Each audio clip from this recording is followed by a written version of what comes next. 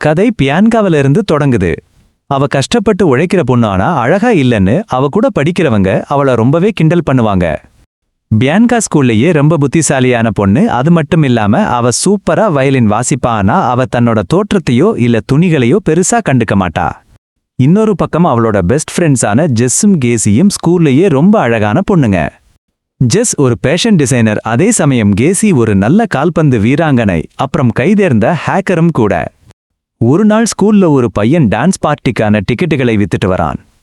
நாங்க ஆன்லைன்ல வாங்கிட்டோன்னு ஜெஸ்ஸும் கேசியும் அதை மறுக்கிறாங்க. ஆனா பியான்காவுக்கு கூட்டத்துல டான்ஸ் ஆட பிடிக்காதுங்கிறதாலையும் யாராவது கிண்டல் பண்ணுவாங்கன்ற பயத்திலையும் அவ வாங்கவே இல்ல. அவங்க நடந்து போயிட்டு இருக்கும்போது மேடிசனை பாக்குறாங்க. அவ பார்க்க ரொம்ப அழகா இருந்தாலும் மத்த பொண்ணுங்களை வம்பு கிழக்கிறதுல அவ தான் முன்னாடி நிப்பா. மேடிசன் அவளோட வீட்டுல நடக்கிற பார்ட்டிக்கு ஜெஸ்ஸையும் கேசியையும் மட்டும் கூப்பிடுறா. நான் வந்தா என்ன போட்டு வரணும்னு பியான்கா கேட்டப்போ வர்றவங்க லிஸ்ட் ரொம்ப கம்யூனிக்கு அங்க இடமில்லைன்னு மேடிசன் முகத்துல அடிச்ச மாதிரி பேசிடுறா. அப்போதான் கேசி தன்னோட இன்விடேஷனை பியான்கா கிட்ட கொடுத்து பிரச்சனை முடிஞ்சதுன்னு சொல்றா. இதனால மேடிசனுக்கு ரொம்ப எரிச்சல் ஆகுது, ஏன்னா அவளுக்கு பியான்காவை சுத்தமா பிடிக்காது. அப்புறம் கிளாஸ்ல ஸ்கூல் லைஃப் பத்தி ஒரு ரிப்போர்ட் எழுதி கிராஜுவேஷன் அன்னைக்கு யாராவது பிரசன்ட் பண்றீங்களான்னு டீச்சர் கேக்குறாங்க. யாருமே முன்னாடி வரல. பியான்காவுக்கும் அதுல சுத்தமா விருப்பமில்லை. யாராவது கேலி பண்ணுவாங்கன்னு அவ பயப்படுறா. சொல்லப்போனா அவளுக்கு அந்த கிராஜுவேஷன் ஃபங்க்ஷனுக்கே போக இஷ்டமில்ல. ஆனா நீ நல்லா பண்ணுவேன்னு சொல்லி டீச்சர் பியான்காவையே செலக்ட் பண்ணிடுறாங்க. பியான்கா வேணாம்னு எவ்வளவோ மறுத்தும் டீச்சர் கேட்கவே இல்லை. அப்புறம் அவ ஃப்ரெண்ட்ஸ் கிட்ட என் கூட பார்ட்டிக்கு வரக்கூட ஒரு பையன் இல்லையேன்னு சொல்லி கவலைப்படுறா. உனக்கு ஏத்த பையனை செலக்ட் பண்ணலாம்னு ஜெஸ் சொன்னாலும் பியான்காவுக்கு அதுல யாருமே பிடிக்கல. ஏன்னா அவ மனசுல இருக்கிறது கிதார் வாசிக்கிற அழகான டோபி மட்டும்தான். பியான்காவுக்கு அவன் மேல ஒரு பெரிய கிரஷ் இருக்குவானா அவன்கிட்ட பேசவோ காதலை சொல்லவோ அவளுக்கு ரொம்ப கூச்சம். அடுத்த நாள் ஸ்கூல்ல பியான்காவோட சின்ன வயசு ஃப்ரெண்டும் பக்கத்து வீட்டுக்காரனுமான வெஸ்லி அவகிட்ட வந்து ஜாலியா பேசிட்டு இருக்கான். அந்த நேரத்துல வெஸ்லியோட முன்னாள் காதலி மேடிசன் அங்க வந்து என்னோட எக்ஸு கூட வழிஞ்சிட்டு இருக்கியான்னு பியான்காவை கேக்குறா. நாங்க சும்மாதான் பேசுறோம்னு பியான்கா சொன்னாலும் மேடிசன் அவளை ஒரு கிண்டல் பண்ணிட்டு அங்கிருந்து போயிடுறா. அப்புறம் வீட்ல இருக்கும்போது நீ பார்ட்டிக்கு வந்தா டோபியை பார்க்கலான்னு அவ ஃப்ரெண்ட்ஸ் ஞாபகப்படுத்துறாங்க. பியான்கா அவ போட்டுக்க போற ட்ரெஸ்ஸை காமிக்கிறானா அது பார்க்க ரொம்ப மோசமா இருக்கு. அப்போ அங்க வர்ற அவங்க அம்மாவன்கிட்ட இதை விட நல்ல ட்ரெஸ் எல்லாம் இருக்குன்னு சொல்றாங்க. விவாகரத்தான ஒரு லைஃப் கோச்சான அவங்க அம்மாதன் நம்பிக்கையை காட்டுற மாதிரி ட்ரெஸ் பண்ணுன்னு சொல்லிட்டு அங்கிருந்து கிளம்புறாங்க. அன்னைக்கு நைட் பார்ட்டிக்கு பியான்கா ஒரு சுமாரான ட்ரெஸ்ல வர்றா. யாரோடவும் ஒட்டாம தனியாவே இருக்கா. டோபி கிதார் வாசிக்கிறத பியான்கா பார்த்துட்டு இருக்கும்போது வெஸ்லி அங்க வந்து நீ நல்லா இருக்க, உன் ஃப்ரெண்ட்ஸும் சூப்பர்னு சொல்றான். அவங்கள எப்ப சந்திக்கலாம்னு வெஸ்லி கேட்கனியா பாத்துக்கோ, என்ன இதுல இழுக்காதன்னு பியான்கா டக்குன்னு சொல்லிடுறா. வெஸ்லி சொல்றான் எல்லாரும் அவளோட நண்பர்களை பத்தி தான் அவகிட்ட கேட்கறாங்கன்னு, ஏன்னா டஃப்பா இருக்கிறது தான் அவளோட வேலையாம். பியான்கா அதுக்கு என்ன அர்த்தம்னு கேட்க வெஸ்லி விளக்குறான். டஃப்னா மத்தவங்களை விட அழகா இல்லாத ஒரு குண்டு தோழின்னு அர்த்தம். அவகிட்ட பேசுறது ரொம்ப சுலபமானா மத்தவங்களுக்கு நிஜமாவே அவ மேல எந்த அக்கறையும் இல்லை. அவனோட வார்த்தைங்க பியான்காவை ரொம்ப காயப்படுத்துச்சு. அப்புறம் வெஸ்லி கேக்குறான், ஒரு நாளைக்கு எத்தனை பேர் வந்து உன் நண்பர்களை பத்தி கேக்குறாங்கன்னு. அவளும் ஆமா நிறைய பேர்னு ஒத்துக்கிறா. ஆனா எத்தனை பேர் உன்னை பத்தி கேட்கிறாங்கன்னு அவன் கேட்டப்போ அவகிட்ட பதில் இல்லை. அது அவளை அப்படியே உடைச்சிடுச்சு. கோவமும் அசிங்கமும் பட்ட பியான்கா அவன் முகத்துல ஜூஸை ஊத்திட்டு அங்கிருந்து வேகமா போயிட்டா. வீட்டுக்கு வந்த பிறகும் வெஸ்லி சொன்ன விஷயத்தையே நினைச்சு அவ வருத்தப்பட்டா. அது அவ மனசை ரொம்பவே புண்படுத்திருச்சு. அடுத்த நாள் ஸ்கூல்ல வெஸ்லி தான் அப்படி சொல்ல வரலன்னு விளக்க முயற்சி செஞ்சான். ஆனா பியான்கா இன்னும் கோவமா இருந்தா சமாதானமாக மறுத்துட்டா. தோழிகளோட நடந்து போறப்போ யாரும் தன்னை கண்டுக்கிறது இல்லைன்னும் எல்லாரும் ஜெஸ் மற்றும் கேசி மேலதான் கவனமா இருக்காங்கன்னும் பியான்கா கவனிக்கிறா. உடனே அவங்களை தனியா கூட்டிட்டு போய் கேட்டானான், உங்களோட டஃப்னு உங்களுக்கு எப்பத்துல இருந்து தெரியும்? அதுக்கு கேசி கேட்கறாமத்தவங்க சொல்றத நீ எப்பத்துல இருந்து பெருசா எடுத்துக்க ஆரம்பிச்ச? பியான்கா கோவமா சொன்னானீங்க, அழகா தெரியணுங்கிறதுக்காக என்னை பயன்படுத்துறீங்க, இனிமே உங்க கூட பேச மாட்டேன். இன்னையிலிருந்து நம்ம நட்பு முடிஞ்சதுன்னு சொல்லிட்டு அவ கிளம்பிட்டா. அவங்க அப்படியே திகைச்சு நின்னாங்க. கொஞ்ச நேரம் கழிச்சு டோபி அவளை நிறுத்தறான். ஆனா அவ பதட்டத்துல அவன்கிட்ட பேச முடியாம தடுமாறினா. கிளாஸ்ல இருக்கப்போ மார்க் கம்மியா எடுத்ததுனால வெஸ்லிய ஸ்காலர்ஷிப் குரூப்ல இருந்து தூக்க போறதா டீச்சர் சொல்றத பியான்கா கேக்குறா. கிரவுண்ட்ல வச்சு பியான்கா வெஸ்லி கிட்ட ஒரு உதவி கேட்கறா. தனக்கு பிடிச்ச டோபி கிட்ட எப்படி பேசுறதுன்னு சொல்லி கொடுத்தா பதிலுக்கு அவனோட மார்க்கை ஏத்தி ஸ்காலர்ஷிப்பை காப்பாத்திக்க உதவி பண்றதா சொன்னா. அவனும் சரின்னு சொல்லிட்டுவானா முதல்ல நாம ஷாப்பிங் போகணும்னு சொல்றான். அவங்க துணிக்கடைக்கு போறாங்க. வெஸ்லி அவளுக்கு அழகான எடுப்பான உடைகளா தேர்ந்தெடுத்து தர்றான். மேடிசனோட தோழி அவங்கள பார்த்துட்டா. அப்போ வெஸ்லி பியான்கா ட்ரெஸ் ட்ரை பண்ணறத வீடியோ எடுக்கிறான். பியான்கா அவனை எச்சரிக்கிறாய், இந்த வீடியோ உன்னை தவிர வேற யார்கிட்டயாவது இருந்தா உன் கண்ணை தோண்டிடுவேன்னு. ட்ரெஸ் ட்ரை பண்ணும்போது அவ ஜாலியா டான்ஸ் ஆடிட்டு டோப்பிக்கிட்ட பேசுற மாதிரி நடிச்சிட்டு இருக்கா. ஆனா மேடிசனோட தோழி இதையெல்லாம் ரகசியமா வீடியோ எடுத்து மேடிசனுக்கு அனுப்பிட்டது அவளுக்கு தெரியல. வெஸ்லி பியான்காவை லஞ்சுக்கு கூட்டிட்டு போய் மத்தவங்க கிட்ட பேசுறதுக்கு அவளுக்கு பயிற்சி கொடுக்க நினைக்கிறான். அங்க கண்ணாடி போட்டிருக்க ஒருத்தரோட ஃபோன் நம்பரை வாங்கிட்டு வர சொல்றான். பியான்கா தயக்கத்தோட அவன்கிட்ட போய் நீங்க என்ன நினைக்கிறீங்கன்னு கேக்குறா. நாம வெளியே போலாமா? அவன் சொல்றான், ஆமா, நீ என்ன பண்றன்னு எனக்கு தெரியும். நீ என்னை கிண்டல் பண்றதானே? பியான்கா ஆமான்னு சொல்லிட்டு அங்கிருந்து வந்துட்டா. அவ எல்லார்கிட்டையும் ஃபோன் நம்பர் கேட்டானா அவ ரொம்ப வித்தியாசமா நடந்துகிட்டதுனால யாரும் நம்பர் தரல. களைப்பா உட்கார்ந்திருந்தப்போ ஒரு வெயிட்டர் வந்து அவளை பாராட்டி பேசினார். அவன்கிட்ட இருந்து ஒரு வழியா நம்பர் வாங்கிட்டா. வெஸ்லி சொன்னான், இது 10க்கு 10 மார்க். சூப்பர். அவர்கள் மாலிலிருந்து கிளம்பும்போது திடீரென்று மேடிசன் வந்து என்ன இது ஆச்சரியமாயிருக்கே என்றாள். நீங்க 2 பேரும் சேர்ந்து என்ன பண்றீங்க?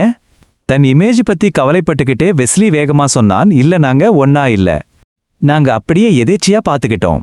வீட்ல பியான்காவுக்கு ஒரு விஷயம் தெரிஞ்சது. அவங்க அம்மா தனியா இருக்க பிடிக்காம ஒரு டேட்டிங் நிகழ்ச்சியில சேர்ந்திருக்காங்க. பியான்கா தன் மனசை திறந்து ஸ்கூல்ல ஒரு பையனை தனக்கு பிடிச்சிருக்குன்னு அம்மா கிட்ட சொல்றா. அவங்க அம்மா அவளுக்கு நல்ல அட்வைஸ் கொடுக்கறாங்க. ஆனா அவளை ஒரு பொண்ணு மாதிரி இல்லாம ஒரு கிளைண்ட் மாதிரி நடத்துறாங்க.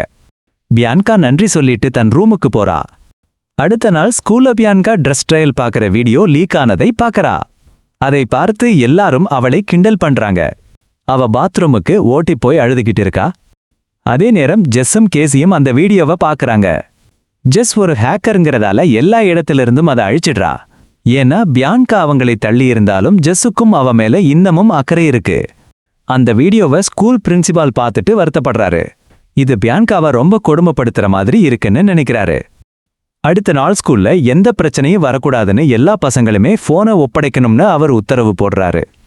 ஆனா ஆச்சரியமா எல்லா பசங்களும் போனை இழந்ததுக்கு பியான்கா தான் காரணம்னு அவளை குறை சொல்றாங்க. பியான்கா வெஸ்லி கிட்ட போய் இப்ப நடந்ததை பார்த்து உனக்கு சந்தோஷமான்னு கேக்குறா. அவனோட நண்பங்க அவளை தொடர்ந்து கேலி செஞ்சிட்டே இருக்காங்க. வெஸ்லி பதிலே சொல்லாம சும்மா நின்னதால கோவத்துல அவளோட சாப்பாட்டு தட்டை அவ மேல வீசிட்டு அங்கிருந்து போயிட்டா. வீட்டுக்கு வந்த பியான்கா தனக்கு நடந்த எல்லாத்தையும் நினைச்சு ரொம்ப கவலையா இருக்கா. அந்த நேரத்துல வெஸ்லி அவ வீட்டுக்கு மன்னிப்பு கேட்க வர்றான். ஆனா கோவத்துல இருந்த பியான்கா அவன் கன்னத்துல ஒண்ணு வைக்கிறா. கொஞ்ச நேரத்துல அவ சாந்தமாகி அவனை வீட்டுக்குள்ள விடுறா. அவன் சொல்றான், எனக்கு இது வேணும்தான். ஆனா சத்தியமா உன் வீடியோவை நான் யாருக்கும் அனுப்பல. நான் எடுத்த வீடியோவோட ஆங்கிலே வேற. இது வேற யாரோ எடுத்தது. இது கண்டிப்பா மேடிசன் வேலையாதான் இருக்கும். அது மட்டும் இல்லாம உன்னை கேலி செஞ்சதுக்காக இன்னைக்கு என் நண்பங்க கூட நான் சண்டை போட்டேன். இதை கேட்டதும் பியான்கா சிரிக்கிறா. இதுவரைக்கும் யாரும் தனக்காக இப்படி பேசினதில்லைன்னு சொல்றா. டோப்பிக்கிட்ட பேசும்போது போட்டுக்கிறதுக்காக வெஸ்லி பியான்காவுக்கு ஒரு ட்ரெஸ்ஸை பரிசா கொடுக்கறான். அவன் சொல்றான், அவன்கிட்ட போய் அந்த வீடியோ அவ்வளோ ஒன்னும் நல்லா இல்லதானா, நிஜமாவே எனக்கு உன்னை பிடிச்சிருக்குன்னு சொல்லு. ஒருவேளை அவனுக்கு பிடிக்கலனாலும் பரவாயில்லை, அட்லீஸ்ட் உன் மனசுல இருக்கிற பாரமாவது குறையும்.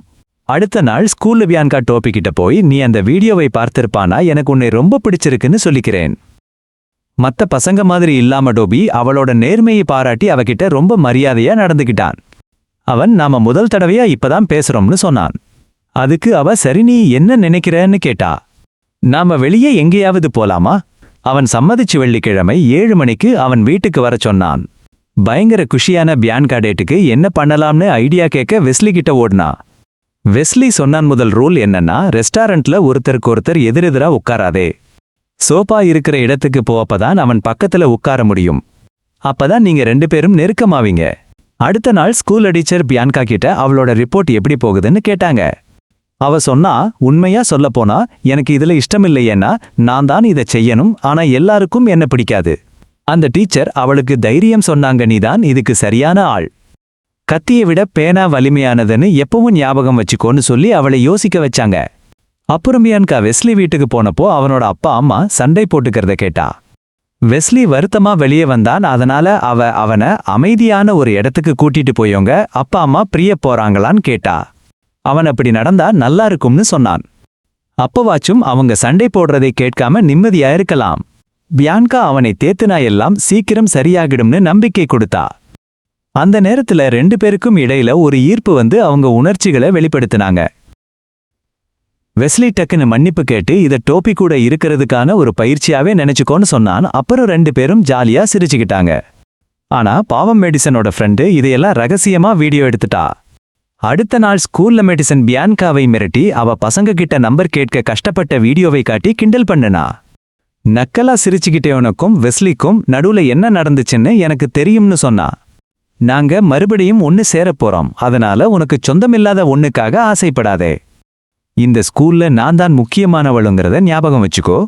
உன்னை யாரும் மதிக்க மாட்டாங்க அப்படின்னு சொல்லிட்டு அவ பியான்கா ரொம்ப உடைஞ்சு போயிட்டா. வெள்ளிக்கிழமை பியான்கா ரெடியாக்கி டோபி கூட டேட்டுக்கு போக அந்த ட்ரெஸ்ஸை போட்டுக்கிட்டா.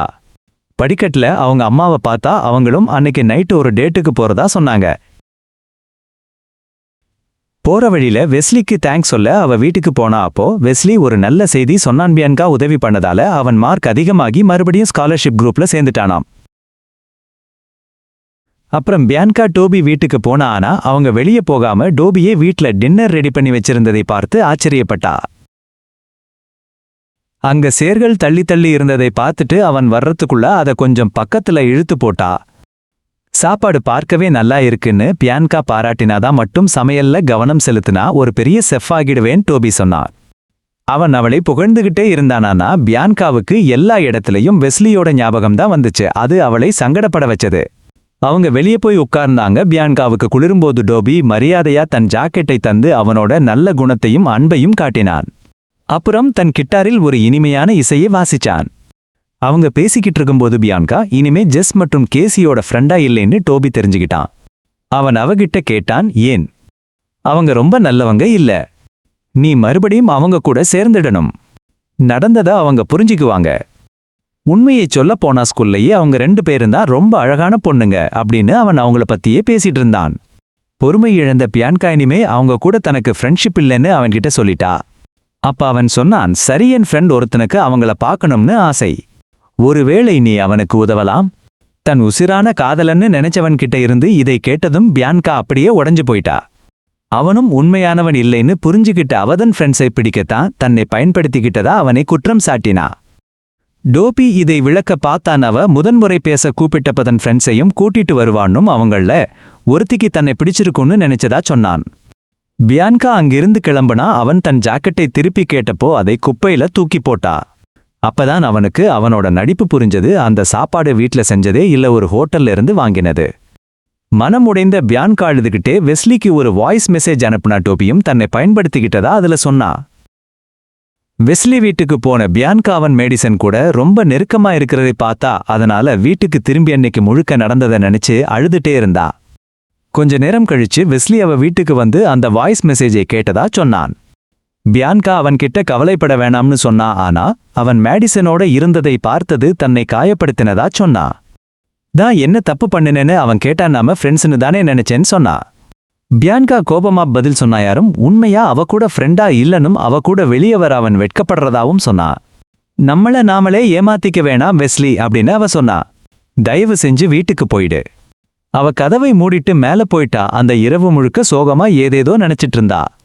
வெஸ்லியும் அவளோட வார்த்தையால ரொம்ப வருத்தப்பட்டான். கிராஜுவேஷனுக்கு முன்னாடி இருந்த நாட்கள்ல பியான்கா தீவிரமா கட்டுரை எழுதின. அப்புறம் அதை தன் டீச்சர்கிட்டையும் கொடுத்தா. அப்புறம் அவ ஜெஸ் மற்றும் கேசி கூட உட்கார்ந்து எல்லாத்தையும் பத்தி பேசினா. அவங்களும் தன்னை பயன்படுத்திக்கிறதா நினைச்சதுக்காக மன்னிப்பு கேட்டா. அவங்களை விடத்தான் அழகு கம்மின்னு எப்பவும் கவலைப்பட்டதை சொன்னா. ஜெஸ் அவளுக்கு ஆறுதல் சொன்னா, நம்மள யாரும் யாரையும் விட குறைஞ்சவங்க இல்ல, நம்ம எல்லார்கிட்டையும் குறைகள் இருக்கு. நீ புத்திசாலி பார்க்க அழகா இருப்ப, நாங்க உன்னை நேசிக்கிறோம். உண்மையை சொல்லணும்னா நாம ஒரு டீம், நாம 3 பேரும் சேர்ந்தாதான் முழுமையா இருக்க முடியும். அவங்க அவளை பிராம் டான்ஸுக்கு வரச் சொல்லி வற்புறுத்தினாங்க. பியான்கா தயங்கினாங்க. வெஸ்லி இல்லனா டோபிய பார்க்க முடியாதுன்னு வீட்லயே இருக்க முடிவு பண்ணினா. அப்போதான் அவங்க அம்மா வந்து உன்னை நீயே ஏத்துக்கணும், நீ ஒரு வெளியாளா உணர்ந்தா அதுலேயே சிறந்தவளா இருன்னு சொன்னாங்க. அந்த வார்த்தைகள் அவளுக்கு தெம்ப கொடுத்துச்சு. அதனால டான்ஸ் போக முடிவு பண்ணினா. முதல்ல அவளோட நண்பர்களோட சேர்ந்து அவளே டிசைன் பண்ண ஒரு ட்ரெஸ்ஸை தயார் பண்ணினா. அந்த ராத்திரி வந்த பியான்கா அவளே தச்ச ட்ரெஸ்ஸ போட்டுக்கிட்டு பிராம் டான்ஸ்ல ஜொலிச்சா. வெஸ்லியால அவளை பார்க்காம இருக்கவே முடியல. அவளோட அழக பார்த்து அப்படியே மிரண்டு போயிட்டான். பியான்கா அவன் கிட்ட போனா. அவன் அவளை மனசார பாராட்டினான். வெஸ்லி சொன்னா, நீ பார்க்க ரொம்பவே பிரமாதமா இருக்க. மேடிசனை பத்தி கவலைப்படாதே. நீதான் இன்னைக்கு எல்லாருக்கும் ஸ்பெஷலா தெரியணும். பியான்கா தான் முதல்ல பேசினதுக்கு மன்னிப்பு கேட்டா. அவங்க நிஜமாவே நண்பர்கள்னும் மனசுக்கு பிடிச்சவங்க கிட்ட தைரியமா காதல சொல்லணும்னு யாரோ சொன்னதை இப்போ செய்யறதாவும் சொன்னா. அவன் ஆச்சரியமா கேட்டான், நிஜமாவா? ஆனா வருத்தமான விஷயம் என்னன்னா, நான் மறுபடியும் மேடிசன் கிட்ட சேர்ந்துட்டேன். பியான்கா சிரிச்சுக்கிட்டே, நீ சந்தோஷமா இருந்தா அது போதும்னு சொன்னா. அப்போ அங்க வந்த மேடிசன் வெஸ்லி பியான்கா கூட இருக்கிறத பார்த்து எரிச்சலாகியவளையும் அவளோட ட்ரெஸ்ஸையும் கிண்டல் பண்ண ஆரம்பிச்சா. கடைசியா பியான்கா மௌனத்தை கலைச்சு, உன்னோட பேச்சால நான் கவலைப்பட்டது போதும், இப்போ உன்னை நினைச்சா எனக்கு பரிதாபமா இருக்குன்னு சொன்னா. மத்தவங்களை மட்டம் தட்டி உன்னை பெரிய ஆளா காட்டிக்க நினைக்கிற. ஆனா ஒன்னு தெரியுமா, என்னை எனக்கு பிடிச்சிருக்கு. உன்னோட தாழ்வு மனப்பான்மையை மறைக்க நீ பேசுற பேச்செல்லாம் என்னை ஒன்னும் செய்யாது. மேடிசனுக்கு என்ன பேசுறதுன்னு தெரியல. அதே சமயம் டீச்சர் பிராம் ராஜா மற்றும் ராணியா மேடிசனையும் வெஸ்லியையும் அறிவிச்சாங்க. மேடிசன் உற்சாகமா கிரீடத்தை வாங்க ஓடினா. ஆனா வெஸ்லி நகர முடியாம மேடிசனையும் பியான்காவையும் மாறி மாறி பார்த்துட்டு நின்னான். கடைசில அவன் தைரியத்தை வரவழைச்சுக்கிட்டு தான் உண்மையா நேசிச்ச பொண்ணுகிட்ட போனான். அவன் பியான்கா கிட்ட, நாம இங்கிருந்து போகலாம்னு சொல்லி 2 பேரும் லேபுக்கு போய் அங்க கொஞ்ச நேரம் அன்பா பேசிக்கிட்டு இருந்தாங்க. அப்புறம் பியான்கா தான் ஒரு டஃப்பாகப்பட்ட கஷ்டத்தையும் அதிலிருந்து எப்படி மீண்டு வந்தாங்கிற கட்டுரையை எழுதி முடிச்சா. அவளோட எழுத்த பார்த்து எல்லாரும் வியந்து போனாங்க. அது ஸ்கூல் பேப்பர்ல கூட வந்துச்சு. அவளோட டீச்சர் அவளை ரொம்ப பாராட்டினார். மற்ற மாணவர்களும் அவங்களோட சொந்த அனுபவங்களை பத்தி பேச ஆரம்பிச்சாங்க. வெஸ்லிக்கு திரும்பவும் ஸ்காலர்ஷிப் கிடைச்சதுனால அவன் வேற இடத்துக்கு படிக்க போனான். ஆனா பியான்கா கூட இருந்த அவனோட நெருக்கம் முன்ன விட ரொம்ப அதிகமாச்சு. வெஸ்லியும் பியான்காவும் கார்ல ஒன்னா சேர்ந்து நேரத்தை செலவிட கிளம்பி போறதோட இந்த படம் முடியுது.